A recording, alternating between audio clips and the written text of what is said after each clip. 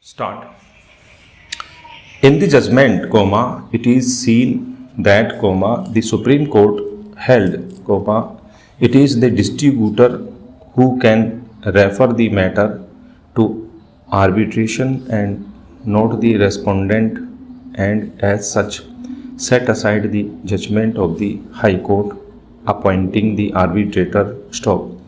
The issue before the Supreme Court was not with regard to whether there is any arbitration clause, but who can invoke the arbitration clause. Stop.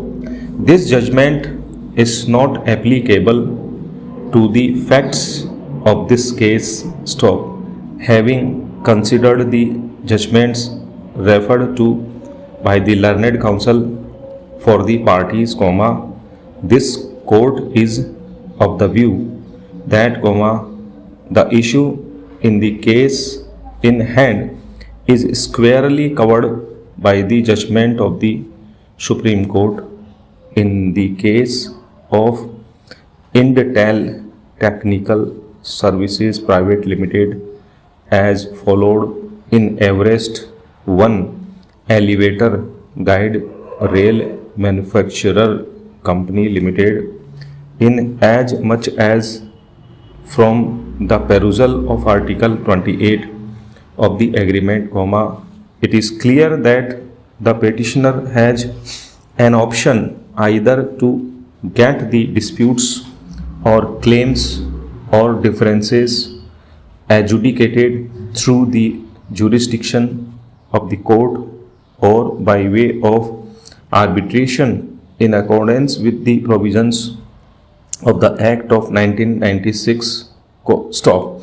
The fact that the petitioner has filed this petition, it must be held that it intends to get the disputes settled through the process of arbitration. Stop. It is also not the case of the respondent, either him or the petitioner had earlier invoked the jurisdiction of a civil court. Stop. I also find from subclause 2 of Article 28, the intention of the parties is to refer the disputes to the arbitrator with regard to any dispute concerning accounting matters, and one of the claims of the petitioner is of non-payment of management fees, which is an accounting issue. Stop.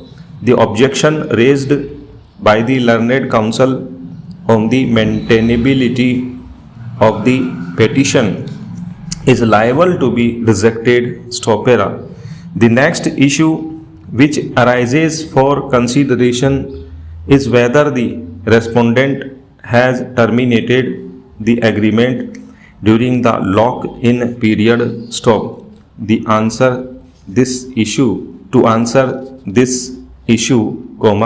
it is necessary to determine from which date the lock-in period has started or kicked in. Stop. According to the learned counsel, Article 26 of the agreement prescribes the term of agreement to be initially for 15 years starting from the opening date, renewable for another 10 years, with the first 5 years of the said term to be mandatory lock-in period of 5 years, which would thus commensurate with the starting of the term of 15 years. Stopera. So, according to him, the opening date being of July, 2017, the mandatory 5 years lock-in period had started from